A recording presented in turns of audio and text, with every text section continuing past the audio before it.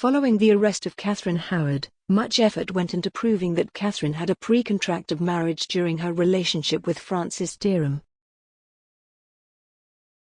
If such a contract existed, it would enable Henry to simply annul their marriage and banish her from court to live a life of poverty. But throughout all her interrogations, Catherine refused to acknowledge or provide evidence that such a contract existed. On the 23rd of November 1541, Catherine would be formally removed of being the Queen of England, return the ring from Anne of Cleves which Henry bestowed on her to give her the regal and lawful rights, and imprisoned throughout the winter of that year at Sion Abbey in Middlesex. She would never see Henry VIII again. Both Culpeper and Dereham would be found guilty of treason on the 1st of December 1541. 14 days later, Culpeper would be executed by beheading on 10th of December 1541 at the Tyburn in London. Dereham would be executed on the same day, being hung, drawn and quartered. Following custom at the time, both Dereham's and Culpeper's heads would be placed on spikes on London Bridge. The Duke of Norfolk managed to distance himself, returning to his ancestral seat in Norfolk, and followed up with a letter of apology to the king.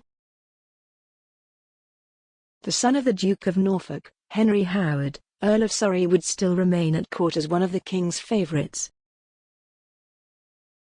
Other members of the Norfolk family were not so lucky and were imprisoned for life after being found guilty of treason.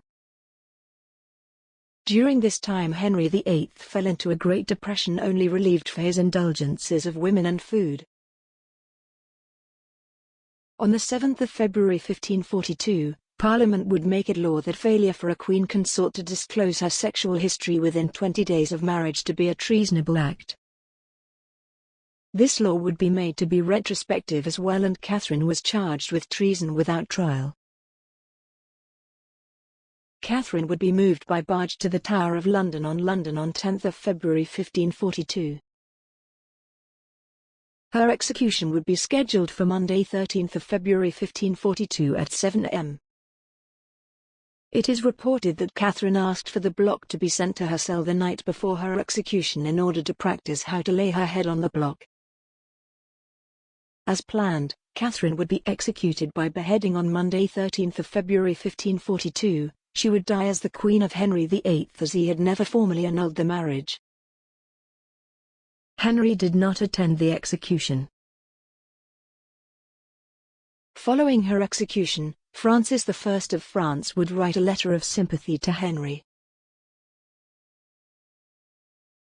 Catherine's lady-in-waiting, Lady Rochford, would be executed shortly after at Tower Green, in the Tower of London. Catherine would join her cousins, Anne and George Boleyn, in an unmarked grave in the chapel of St. Peter ad Vincula, and the only commemoration for her now is a plaque on the west wall of the chapel.